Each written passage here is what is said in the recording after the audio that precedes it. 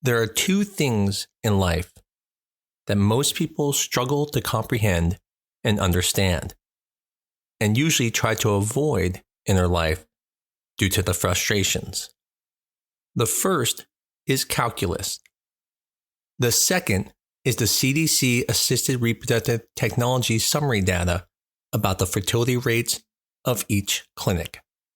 Today, we talk about how to read the CDC data to determine if a clinic is the right clinic for you and how to compare clinics. I'm Dr. Mark Amos, and this is Taco About Fertility Tuesday.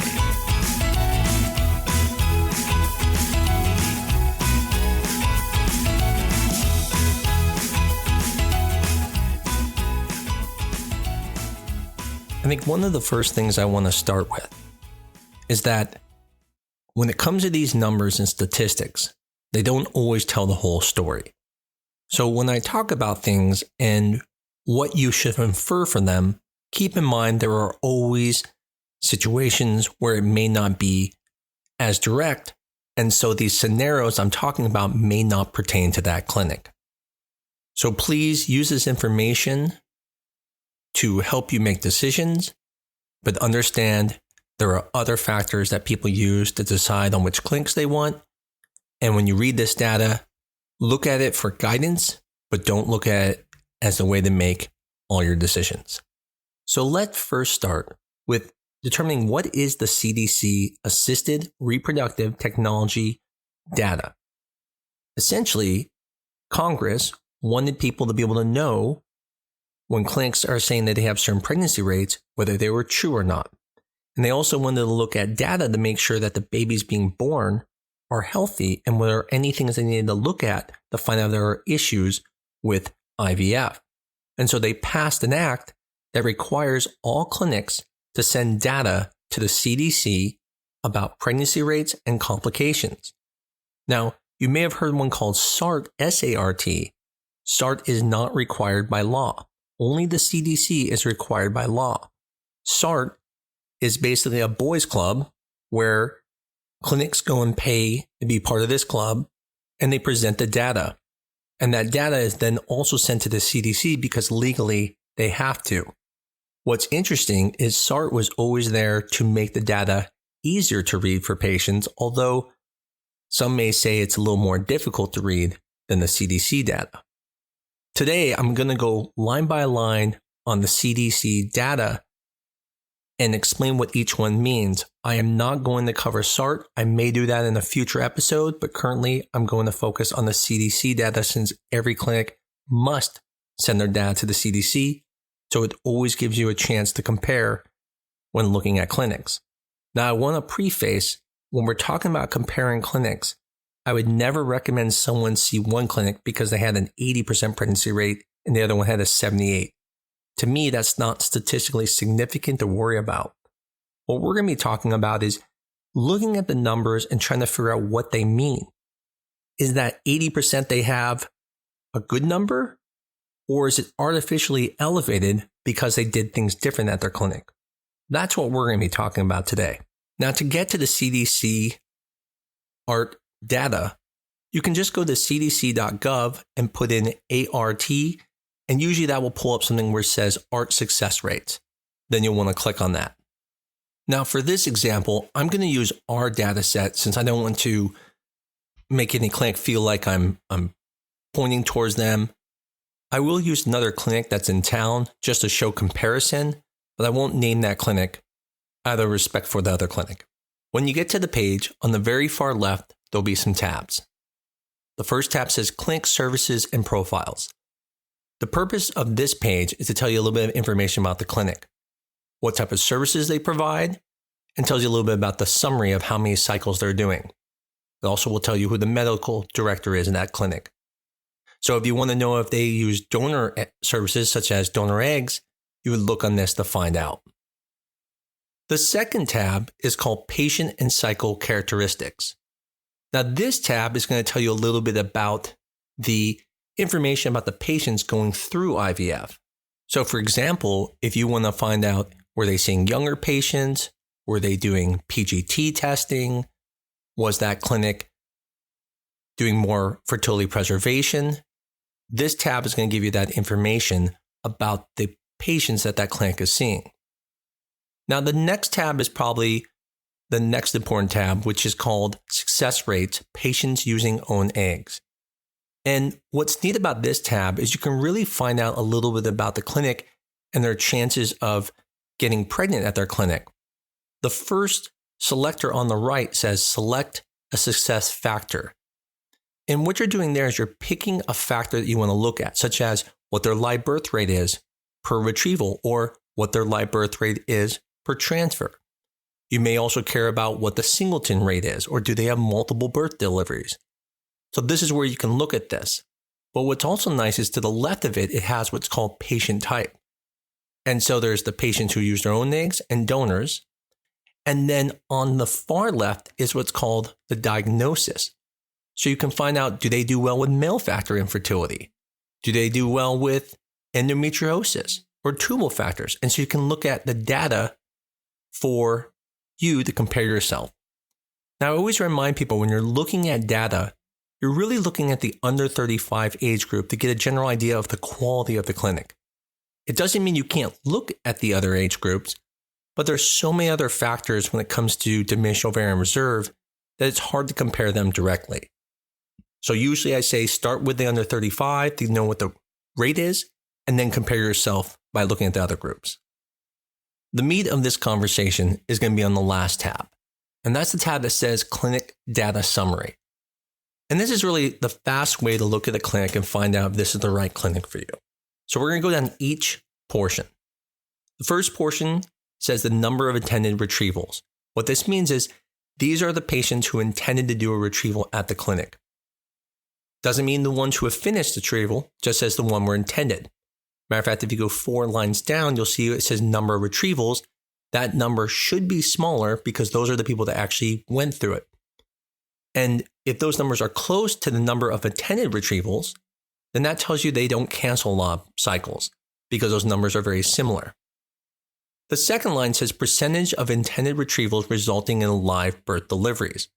Now, what that's talking about is saying what percentage of people who go through an intended retrieval end up having a live birth. Our clinic for under 35 is 64.6%. And then for each age group, it has that. So that's telling you if I go through a retrieval there, what's my chances of coming away with a baby? The next line, which is the third line, says percentage of intended retrievals resulting in singleton live birth deliveries. Now, this number is a number that's saying not just do you get pregnant, but what if it's just one baby? Now, as you can imagine, a clinic that only does single transfers of embryos is going to have a very similar number to their live birth numbers. A clinic that does allow more than one embryo, those numbers will be further apart. The next one goes down to number of retrievals. So this is the number of retrievals that actually went through retrieval. The next line after that says percentage of retrievals resulting in live deliveries. So again, this is not intended. This is saying of the people who went through, actually finished, what was the chances of them having a live birth? So before I told you it was 64.6% for intended retrievals, and then our percentage of retrievals resulting live birth is 64.9%. So it's slightly higher because only one person never made it to retrieval. And so that number goes up because it removes that person. So when you're looking at those numbers, if someone has a very high percentage of retrievals resulting in live birth deliveries, but their percentage of intended retrievals resulting in live birth was lower, then that means that clinic cancels a lot of patients and that they're only letting the really good patients continue on.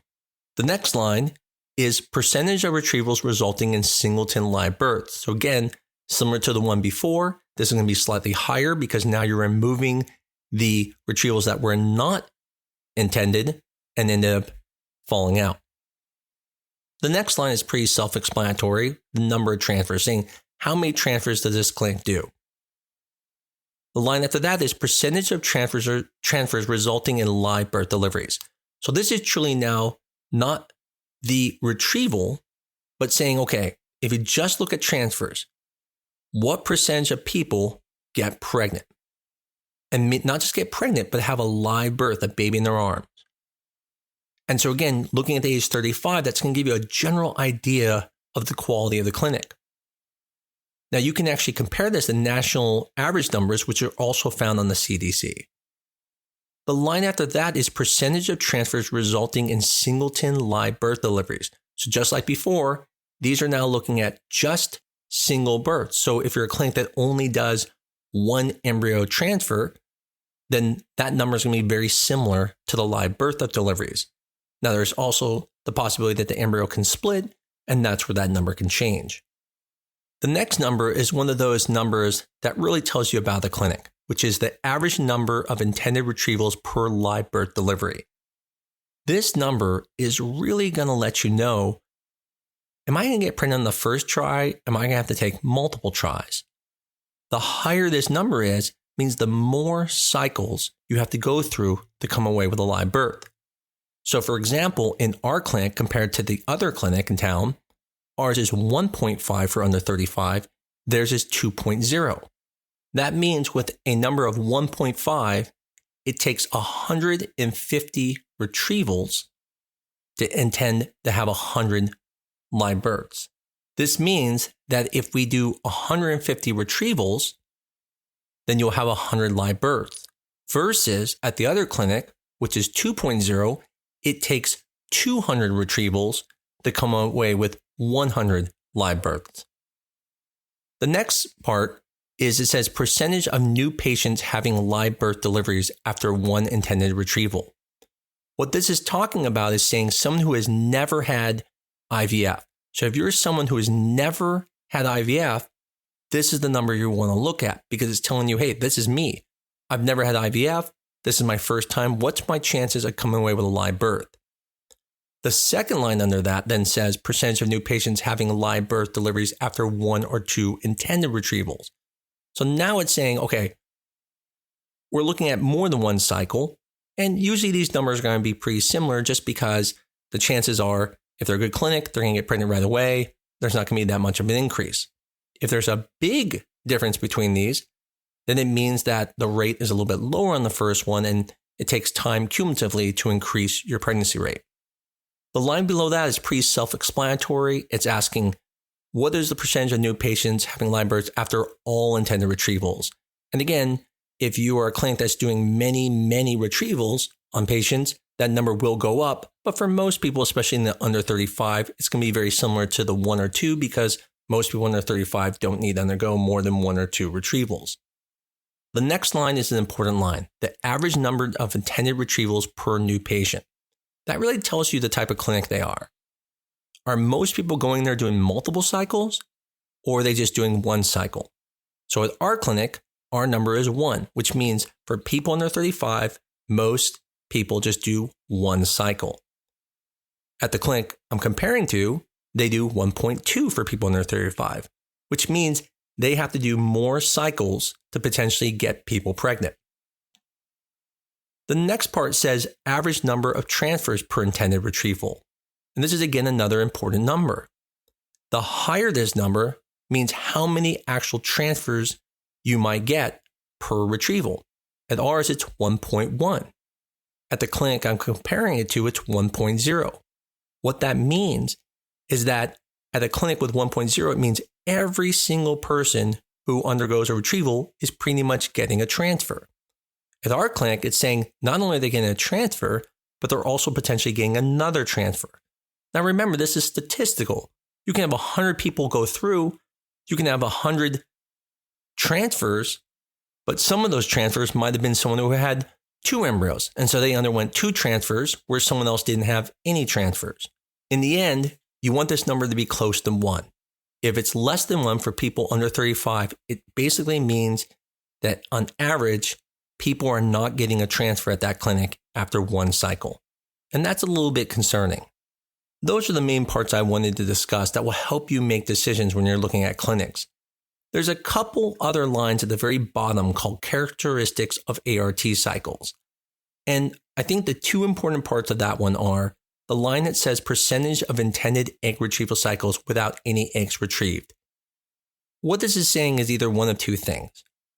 Either the clinic has really, really severe patients who only make 1 or 2 eggs and are not getting eggs, or they're not as good at getting the eggs. And I do believe there is differences between doctors when it comes to retrieving eggs.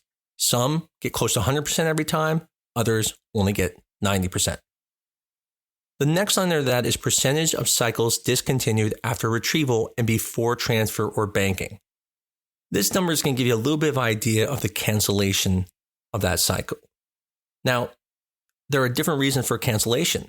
There could be reasons because people got divorced and they didn't do their transfer. There could be cancellation because it's not going well, and that's a decision you make with your doctor. But this is a good measure of helping you figure out, am I going to get canceled a lot at this clinic? The other way you can look at cancellation rates is looking at the number of attended retrievals versus the number of retrievals. If that number is very wide spaced, that means they're canceling a lot of patients. So when you hear about people saying that clinics may cherry pick the better patients, that's exactly what they're talking about. If those numbers are very close to each other, then they're obviously not cherry picking it because everyone who's intended to go through is actually making it through. So for example, our number is 226 patients had an intended retrieval under 35. 225 of them undergoing retrieval. That shows there's a very low cancellation rate and that we're not cherry picking the best patients to put through and canceling the bad ones. As I stated earlier, this stuff is not easy to understand. I just wanted to give a little bit of an insight for people who look at it so they're not completely confused. In the end, you still have to look at other factors when you're picking a clinic, but this is just one factor to potentially use to help you pick the best clinic for you. As I always joke around and say, if you're 22 years old and healthy with just maybe some mild male factor, you could probably go to Bob's Backyard IVF and get pregnant with no problems. But if you're one of those people who have struggled or have failed or have even only have one chance and want to make it the best, looking at the CDC data can at least help you guide you to the best clinics. And like I said, a small difference is not that big of a difference. If someone has 63% and the other one only has 60%, I'm not too worried about that. But if the change is more than 10%, then in that situation, it should matter. In the example I just gave you of 63 and 60, that's only a 5% difference. And I don't think you should be choosing clinics just because of 5%. But if there's 10%, 20%, then that means it's going to take more cycles to be able to have success. In the end, you need to make the best decision for yourself, but hopefully this is helpful. As always, if you like this podcast, please tell people about us. Give us a 5-star review on your favorite medium. And as always, I look forward to talking to you next week on Talk About Fertility Tuesday.